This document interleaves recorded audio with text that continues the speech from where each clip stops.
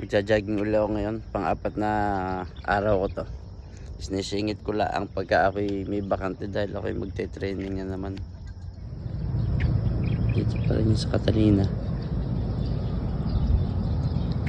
Yan ang iniikot ko.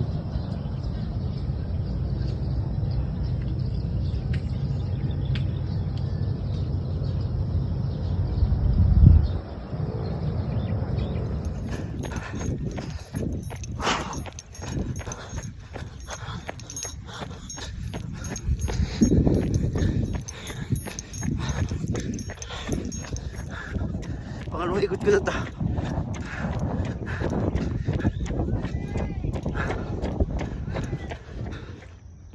Tapos na yung aking pangalawang ikot.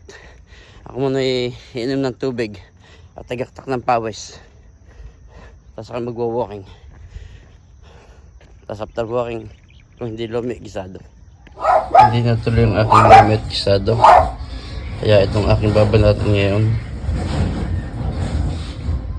balinghoy, kamuting kahoy, tapos sasusok sa asin na may sili. Masarap na. Tayo mag-almusal.